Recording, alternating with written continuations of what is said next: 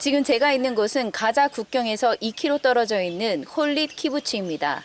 이곳은 200여 명의 주민들이 모여 살고 있는 작은 동네였지만 이곳에서 13명이 사살되고 2명이 실종됐습니다.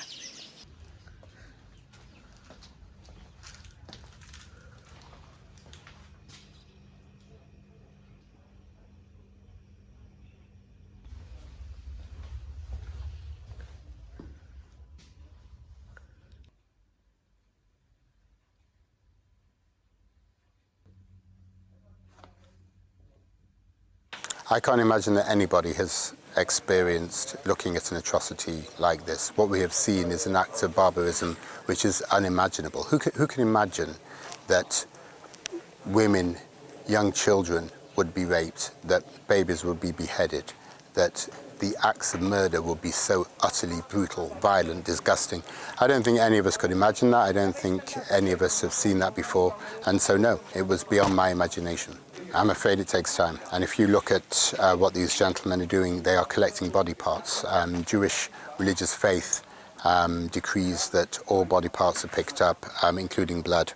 And so those white plastic bags that you see over there are a continuation of collecting body parts 2.5 weeks after the murderous attack. You can imagine what it must have been like on day 1 or 2. Now, you know, we have, unfortunately, body parts. We have bags with different DNA in them, that is to say different people's DNA has been collected.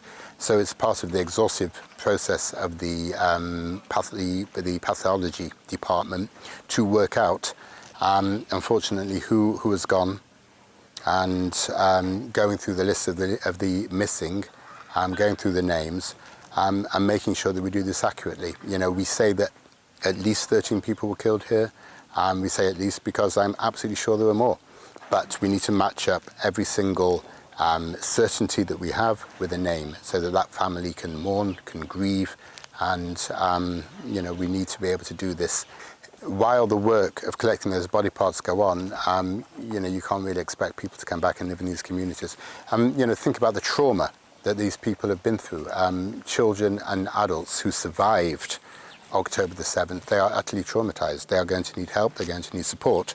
And coming back to this community right now, given the scene that you see around, is just not going to be psychologically sound. Not a good idea. Well, people have been evacuated around the country. There are a lot of hotels that have taken communities, but there are a lot of people who have been evacuated. You're talking about, you know, tens and tens of thousands of people.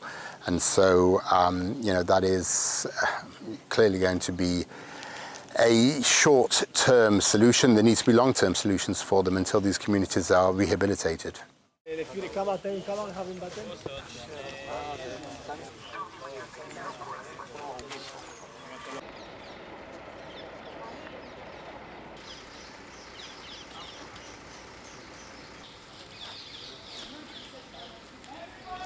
This house lived a 92-year-old man. 92-year-old. 92-year-old man, lived by himself.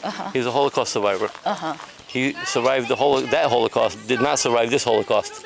We call this the Holocaust. In this house, we have a steel window on a sealed room, and the sealed room is for shrapnel if there's a bomb. Terrorists shot an RPG missile from somewhere between 5 and 6 meters from the house after infiltrating the fence, and then threw a hand grenade into the room. Afterwards, if she lets you in, you can take pictures. The man's walker and sandals that he was killed in are there.